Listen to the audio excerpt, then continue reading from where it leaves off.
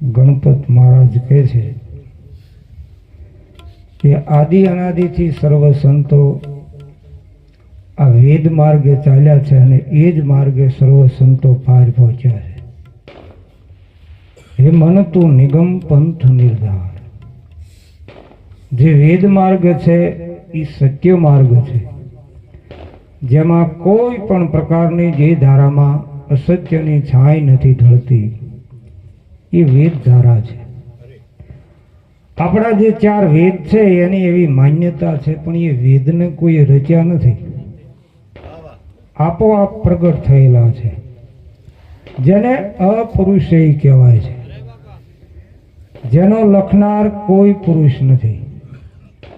વશિષ્ઠ અને ભરદ્વાજ ને ઋષિઓ બધા એના દ્રષ્ટા કહેવાય, પણ એમને લખ્યા છે એમ ન કહેવાય।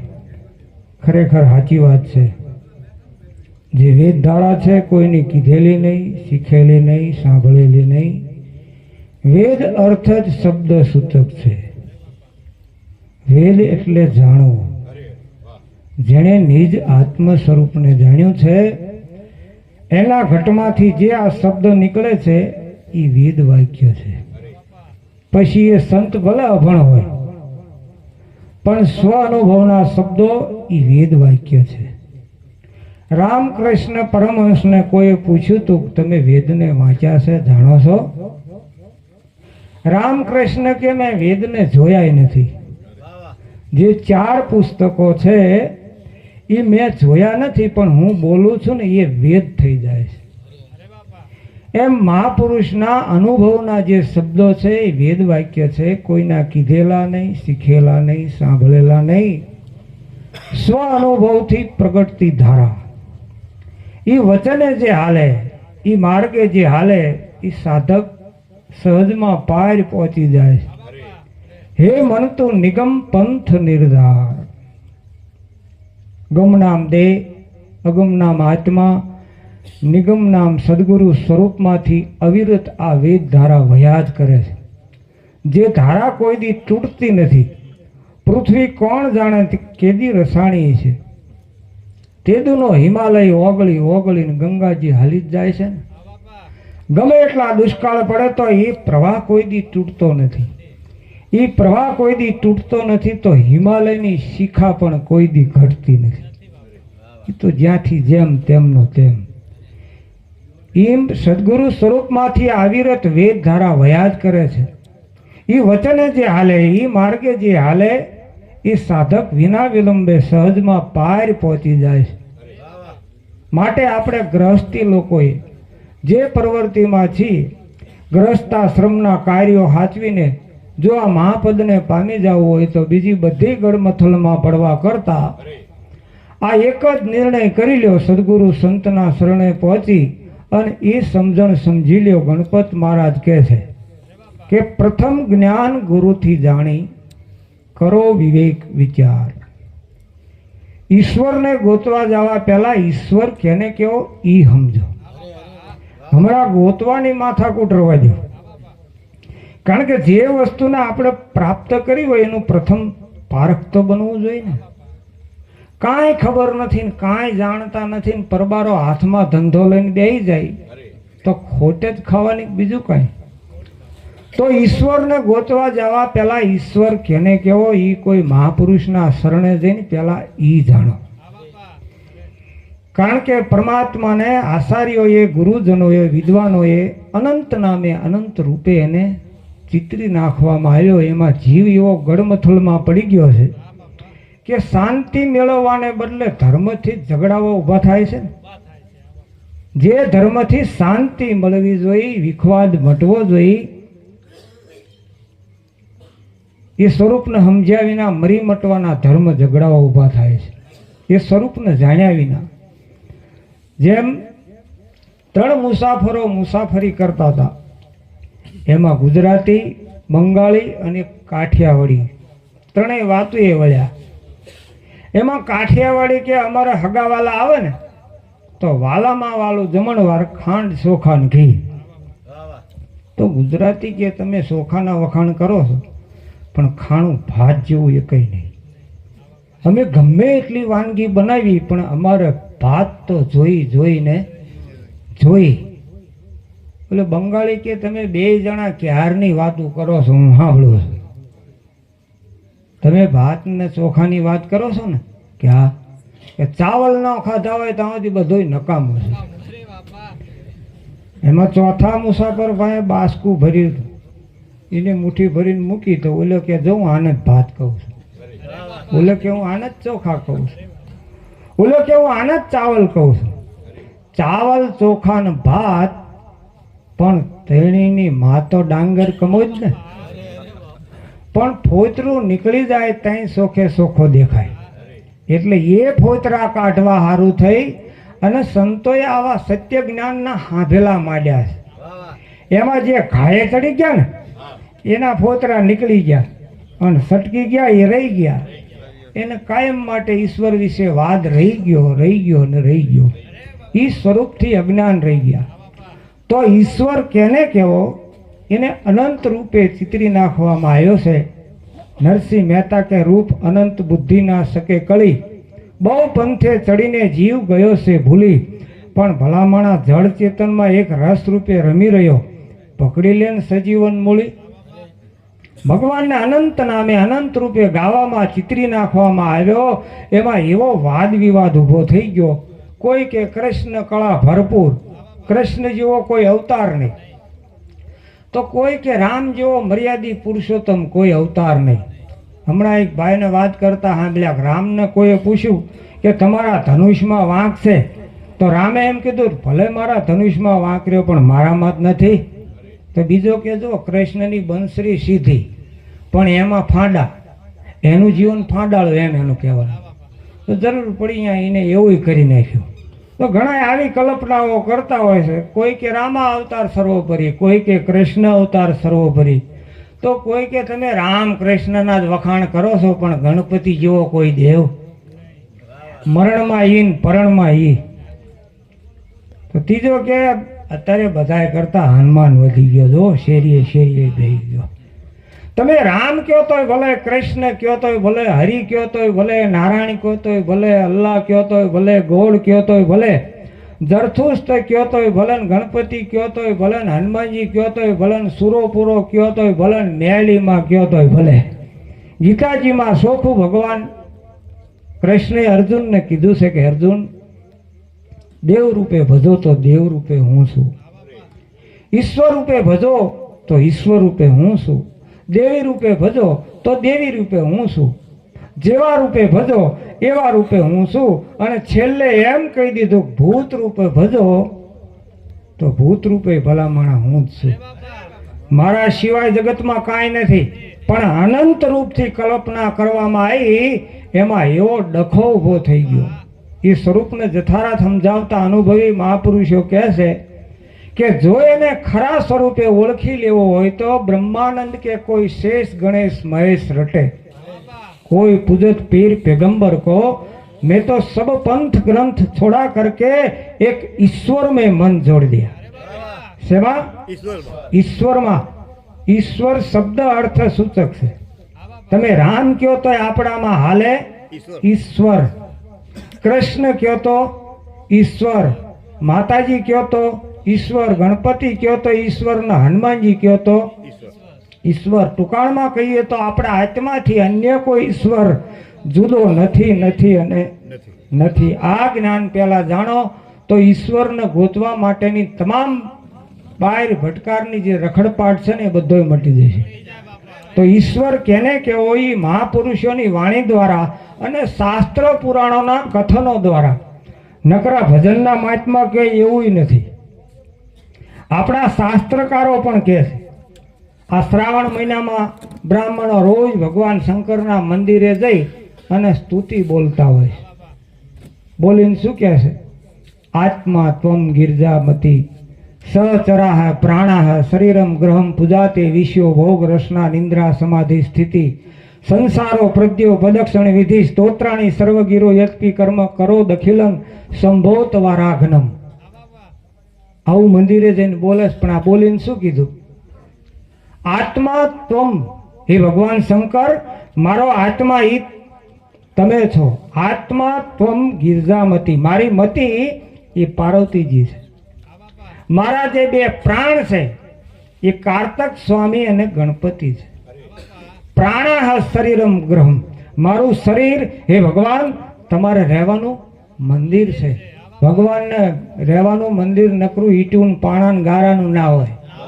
નથી મૃતિકામાં માલ, નથી પિત્તળમાં પેઠો, નથી સુવર્ણની મૂર્તિ કરી એમાં ઈશ્વર રહેતો, નથી ઘોરોમાં પીર, નથી શ્રાવકના દેરે. આ અસલ છે એને કોઈ જુએ ને હવ નકલ ને હેરે. તો મારું શરીર એ ભગવાન તમારે રહેવાનું મંદિર છે. શરીરમ ગ્રહમ પૂજાતે વિશ્વ ભોગ રસના, હું જે ખાઉં છું પીવું છું એ ભગવાન તમને જ પૂજા ચડી રહી છે. આમાં શંકર ના હોય તો ગળતી સડે કોને? શમશીર રેડે ને તો એ વાસાયથી પાછી નીકળે. એટલે શિવ સ્વરૂપ આપણામાં બિરાજે છે ત્યાં સુધી બધા જ ભોગો આપ ગ્રહણ કરી શકો છો. એટલે અભણ સંતોએ સાદી ભાષામાં ગાયું કે લેવાય તો રામ નામ લેજો, દેવાય તો ટુકડો દેજો. આ હીરા જેવી વાત સોખી મેદાનમાં પડી છે. લેવાય તો લઈ લેજો, લેવાય તો રામ નામ લેજો, દેવાય તો ટુકડો દેજો. ભગવાનને જમાડવો હોય તો કોઈ પણ ના મુખમાં નાખો. ઘટો ઘટમાં આત્મ સ્વરૂપે બિરાજે છે એ સમજણ ઉપર આ આદેશ કરવામાં આવ્યો છે. નકરું આંખ્યું વીંચીને ગાઈ નાખ્યું નથી. હા, પૂજા તે વિષયો ભોગ રસના નિંદ્રા સમાધિ સ્થિતિ. હું 8 કલાક 9 કલાક સુઈ જાઉં એ ભગવાન આપણને દંડવત થઈ ગયો. જે ઓલો મંત્ર છે ને એની સિદ્ધિ સામે દેખાય છે. સંસારો પ્રદ્યો પદક્ષિણી ધી સ્તોત્રાણી સર્વગીરો યત્તિ કર્મ કરો દખિલન સંભો તવારાઘ્નમ. જે કાંઈ કર્મ કરો છો એ એની સેવા છે. પણ આ બધું ક્યારે? કે શબ્દ નિરંતર છે મન લાગ્યો, મલિન વાસના ત્યાગી, ઉઠત બેઠત કબહુ ન છૂટે, એસી તાળી લાગી. નિરંતર જ્યારે એ ધ્યાન દ્રઢ થયું ને ત્યારે હાલો સાલો એ પ્રદક્ષિણા છે. ત્યારે તમારું સારું કર્મ કરો એની સેવા છે. પણ ક્યારે? એ સમજણને સમજ્યા ત્યારે. દરેક સંસાર વ્યવહારના કાર્યો આ ભક્તિ ભાવની માલિકોર ફેરવાઈ જાય અને સહેજે સહેજે સંસારમાં રહી અને મહાપુરુષો વિદેહી કક્ષાને પામી ગયા ને. સુખદેવજીને વૈરાગ થયો એટલે એના બાપ વ્યાસે કીધું બેટા બીજે ક્યાંય ભટકતો નહીં હો, ગુરુ કરતો જનકને કરજે. કે એ તો સંસારી રાજા અને હું તો નૈષ્ટિક બ્રહ્મચારી. કે તું અહીંયા જાતા તને ખબર પડશે કે તું ત્યાગી છો કે એ ત્યાગી. એ અનુભવીના તને સમજાશે નહીં એટલે મેં તને ન્યા આગળ ચીંધી છે. તો રાજા હોવા છતાં વિદેહી પુરુષ અને સુખદેવજી જેવા નૈષ્ટિક બ્રહ્મચારીને મહારાજા જનકના શરણે જઈને ઉપદેશ લેવો પડ્યો. ત્યારે આ જથારથ જ્ઞાનને પામ્યા ને. એમ પ્રથમ જ્ઞાન ગુરુથી જાણી કરો વિવેક વિચાર. આ જ્ઞાન ગુરુથી જાણ્યું કે આત્મા સિવાય અન્ય કોઈ ઈશ્વર નથી. તો હવે વિવેક વિચારથી એ જાણો કે આત્મા જ ઈશ્વર છે. તો હવે એની ઓળખાણ કેમ થાય? આ વાત તો ઘણી વખત થઈ ગઈ કે આત્મા ઈ જ પરમાત્મા, આત્મા ઈ જ પરમાત્મા, આત્મા ઈ જ પરમાત્મા. પણ હવે એની ઓળખાણ ના થાય ત્યાં સુધી તો વાતું જ ને. હે તો આત્મા તત્વને ઓળખવાને માટે બોલ કદી મુખ બહાર ન કાઢે ઈ ભક્તિ પદનો અધિકાર. આત્મ તત્વ ઓળખવાને માટે ઊંડમુની માર્યો, બોલવાનું બંધ કરો. તો ઘણા એવું સમજે મૂંગા વરત લેવું પડતું. તો મૌન વરત લીધા પેલા ઓલા મૂંગા હોય એમને પૂછ્યા તમને કેવી મજા છે? અમારે તો વરત લેવું છે. તારે તો જણીનો ત્યાંથી જ વરત લેવાઈ ગયું ને. તારે બોલવાનું જ બંધ છે તો ભગવાનના દર્શન બર્શન થાય છે? એને બિચારાને ઘણું બોલવું છે. એ આંસકા મારે તમને સેટ હાટે બંધ થાવ છો. પણ બોલ કદી મુખ બહાર ન કાઢે. એટલે આ સ્મરણ, આ ભજન હોઠ કંઠ જીભના સહારાથી થતું નથી. આ ભજન ઉન્મુનીએ થાય છે. ઉન્મુનીએ અજવાળા ભાળ્યા, પંચ રંગમાં જઈ પડી, શબ્દ કટાર સુરત સાથે લડી, એને કેમ વિસરીએ પલઘડી, આ તો અમને અમૂલક વસ્તુ જડી.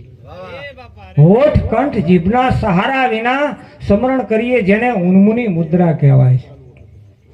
કેસરી શાસ્ત્રી ઉશ્રી અગોશ્રી જે કહેવાય. ઉન્મુનીએ દર્શે આદિ કરતા કેરો ઠામ, પ્રથમ પૂજું મારા સદગુરુ દેવ અખંડને આરાધવા, ખોલી જોયા મેં પિંડ બ્રહ્માંડ એક સોહમને સાધવા. બોલ કદી મુખ બહાર ન કાઢે એટલે હોઠ કંઠ જીભના સહારા વિના સ્મરણ કરીએ, જેને ઉન્મુની મુદ્રા કહેવાય છે.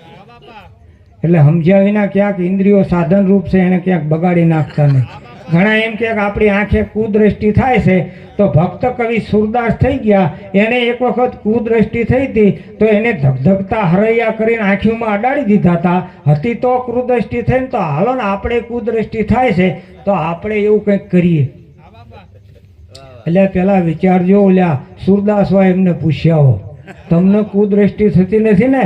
કે અમને હંસળ ઉપર કુદ્રષ્ટિ થાય છે, જોવાતું નથી તો કે હંસળ ઉપર કુદ્રષ્ટિ થાય, એનું કેમ કરશું? ઇન્દ્રિયો સાધન છે, સાધનનો ઉપયોગ કેમ કરવો ઈ શીખો. ઈ નહીં શીખો ને અમૂલક સાધનને આમ બગાડી નાખશો તો સાધન વિના સિદ્ધિ કેવી રીતે પામશો? સાધનને નહીં બગાડો. સાધન તો ઘણું અમૂલક છે. આવા અમૂલક શબ્દો સંભળાય ત્યારે આપણામાં પારખ દ્રષ્ટિ આવે ને. બેરા ફક જન્મથી થયા હોત તો ગમે એવું જ્ઞાન આપણા માટે શું કામનું? કરોડોનું મૂલ્ય આપતા ન મળે એવા અમૂલક શબ્દો આ ઇન્દ્રિય છે તો સંભળાય ને. દર્શન માત્રથી દોષ ટળે એવા સંતના દર્શન આ આંખ હોય તો થાય ને. હે એટલે સાધન ખરાબ નથી, સાધનના ઉપયોગ કરતા ઉપર આધાર છે. સાધન તો સારું નથી, હલો ને, સાધન નરસું નથી, કારણ કે આપણું મકાન છે એ સાધન કહેવાય. એની નીચે બેહીને તમે હરિગુણ ગાવતો ગવાય અને કલબ માંડો તો કલબ મંડાય ને. વળી આપણી પાસે કદાચ 5-10-15 લાખની ગાડી હોય તો આપણો ધંધો સંભાળી લઈ, એની એ ગાડી લઈ અને 25-50 ગૌ માથે કોઈ મહાપુરુષનો સત્સંગ સમાગમ હોય તો એ લાભ લઈ આવીને વળી પાછો આપણો ધંધો સંભાળી લઈ. એની એ ગાડી લઈને ક્લબમાં જવાય, એની એ ગાડી લઈ અને રંડીબાજ કરવા જવાય, એની એ ગાડી લઈને સિનેમા જોવા જવાય. સાધન ક્યાં ખરાબ છે જો ઉપયોગ કરતા આવડતું હોય તો? એમ કબીર સાહેબ કે ખબર વિના ક્યાંક ખોટી તિતિક્ષા આપશોમાં, આંખ ન બુંધો કાન ન રૂંધો તીનો કષ્ટ ન ધારો, ખુલે નૈને પિસાનો હસી હસી તમારા સુંદર રૂપને નિહાળો. પણ સમસ્યામાં સંતોએ જે વાતો કરી છે એના મર્મને જાણો. બોલ કદી મુખ બહાર ન કાઢે એટલે હોઠ કંઠ જીભના સહારા વિના સ્મરણ કરી, એનું નામ.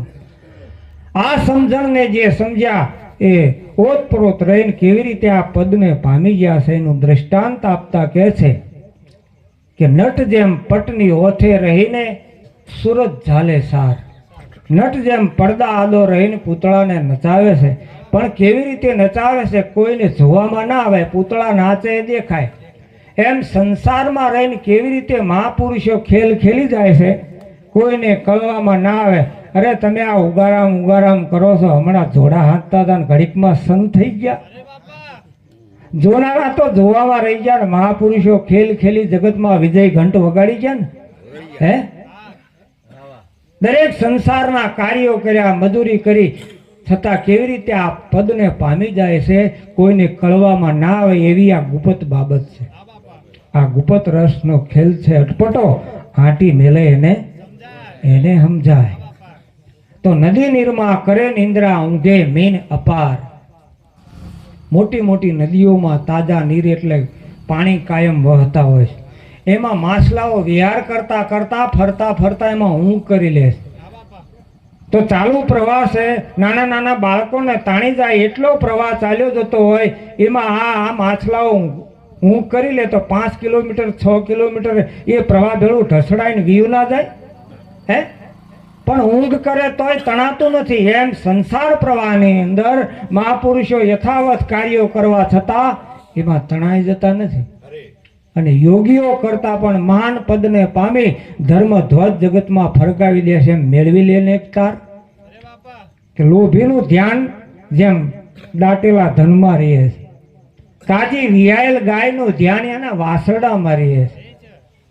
સારો સરવા જતી એક મોઢું ભરતી, આડું અવળું જોતી તરત જ હિવરો કરતી, ઘર ભણે કાન માંડાસીના વાથરડા તરફ. જો એનો ગોવાળ ચૂકી જાય તો તરત જ ઘર ભણી થઈ જાય છે ને. હે આખો દિવસ સારો સરવા છતાં એક ક્ષણવાર એના વાસરડાને ભૂલતી નથી. એમ લોભીનું ધ્યાન કાયમ દાટેલા ધનમાં રહે છે. કદાચ 25-50 ગૌ માથે મહેમાન ગતિએ જતો રહ્યો ને તો એનું ધ્યાન એના દાટેલા ધનમાં હોય. ખેને ક્યાંક તદરા જેવો આવે ને તો એ સપનામાં એવડું એ જ દેખાય. લોભીનું ધ્યાન જેમ દાટેલા ધનમાં રહે છે, માતા કામકાજ કરતી એનું ધ્યાન એના બાળકમાં રહે છે. એવી રીતે આ કુંજ પક્ષીઓ એના ઈંડા મૂકી અને ચારો ચરવા આગે આગે વ્યા જાય છે. એની સુરતા ઈંડામાં રહે છે અને ઈંડા સેવાઈ જાય છે. એમ મહાપુરુષોએ આ સુરતાને કેળવી છે કે વિધવિધ વ્યવહારો મર કરતા, સગળું કરતા, છતાં અકર્તા, દોર ઉપરથી સુરતા નટ ચૂકે નહીં. એમ જ્ઞાની જ્ઞાન દશાની દોર કદી ચૂકે નહીં. ગમે ત્યાં જાય, ગમે એવા દેશકાળમાં વર્તે, સંઘનો દેશનો પરિવર્તન થવા છતાં જેના રંગમાં ફેરફાર પડે નહીં, નિશાન ચૂકે નહીં, એ ખરો સાધક છે. બાકી સંઘ ફેર થઈ જતા કાળે કરી જેના જીવન વર્તમાન પલટાય છે, એ કાચો સાધક છે. પણ ગમે ત્યાં જાય, ગમે એવા દેશકાળમાં વર્તે, સંઘનો દેશનો પરિવર્તન થવા છતાં એના એ નિશાનમાં ફેર પડે નહીં, એ ક્યાંય ઢસડાઈ જતો નથી. જેમ દોર ઉપર ચડેલો નટ ચોધારો હાલ્યો જાય, સુરતાનો તાર એવો સાંધી દીધો સામે બાંધેલી દોરની ગાંઠમાં. એમ સોહમ પરોવી પવન મેં બાંધી લે મેળ શું મેળ, બ્રહ્મગાંઠ હૃદય ધરી તું ઈસ્બીદ માલા ફેર. माला निज श्वास की फेरेगा कोई दास, ये 84 भटके नहीं कटे कर्म की फांस. तो नदी निर्मा करे निंद्रा ऊंघे मीन अपार. रखे ने घर मूकीने भागता नहीं. सुखदेवजी जेवा भाग्या तो एना बाप व्यासे ना पाड़ी के बेटा भागवा जेवुं नथी, हजू तो ते मणमाथी पूणी ताणीश. जनकना शरणे पહોંચી જા ત્યારે તને ખબર પડશે ત્યાગ શું કહેવાય, ત્યાગ કોને કહેવાય. ઉગારામ દાદા એક સાખીમાં કહ્યું છે કે ગ્રહણ ત્યાગી બુદ્ધિ ઉઠાવે જેના આત્મ રહે ગુલતાન. હંસ સાગર સોહમ અપના એને નિરંતર ભજે એનું કોટી કોટી વાર હોય કલ્યાણ. જે ગુરુ શબ્દને ભાવથી ગ્રહણ કરે, હરદમ એ શબ્દનું ચિંતવન થાય, એ ચિંતવનથી વાસનાનો ત્યાગ થાય, ઈ ત્યાગી છે. બાકી લુગડા ત્યાગે, પુત્ર ત્યાગે, સ્ત્રી ત્યાગે, બધુંય ત્યાગે, પણ વાસના નો ત્યાગે શું કામનો? પાછો ભટકાવાનો હે. તો ગુરુ શબ્દને ભાવથી જે ગ્રહણ કરે અને હરદમ એ શબ્દનું ચિંતવન થાય, એ ચિંતવનથી વાસનાનો ત્યાગ થાય. એની બુદ્ધિ પ્રફુલ્લિત થઈ જળ ચેતનની ગ્રંથિને જુદી પાડી અને જળ દેહમાં ચેતન ખેલી રહ્યો છે એને ઓળખી જાય છે. એમ ગ્રહણ ત્યાગી બુદ્ધિ ઉઠાવે જેના આત્મ રહે ગુલતાન. હંસ સાગર સોહમ અપના એને નિરંતર ભજે એનું કોટી કોટી વાર હોય કલ્યાણ. બાકી વારું તન મન સબી પરખાવન હારા. આવા યુગ તો અનંત વહી ગયા પણ સદગુરુ સિવાય વિના કોઈના નથી આયા નિષ્ઠારા. તો ત્રીજું દ્રષ્ટાંત આપતા કહે છે કે જળકુકડી જેમ જળજીવ સાથે આદરવાને આહાર, બુડીને જેમ બહાર નીકળે એમ વમળો વિચાર. જળકુકડી પાણી ઉપર એવી સ્થિર થઈને બેઠી હોય, આપણે સરોવર કાંઠે જઈને જોઈ તો આપણને એમ થાય કે આ જળકુકડીને પાણી હારે જડી દીધી છે.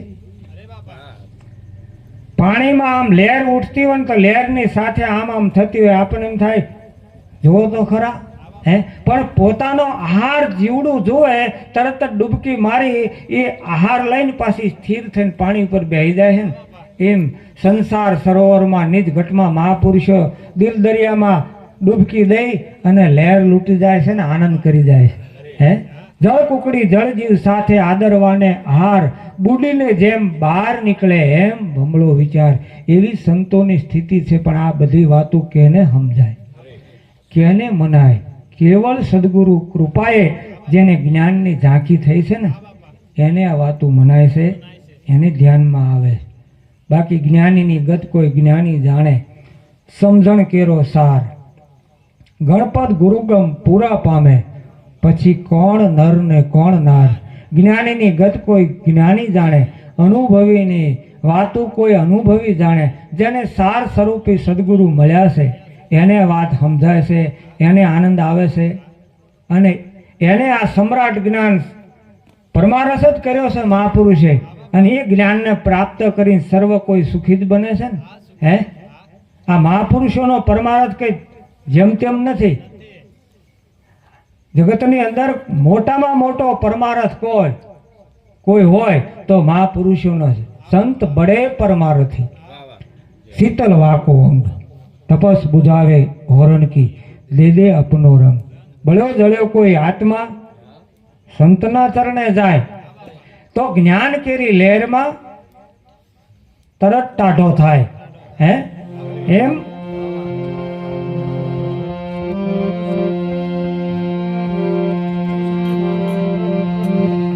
એક ક્ષણવાર જો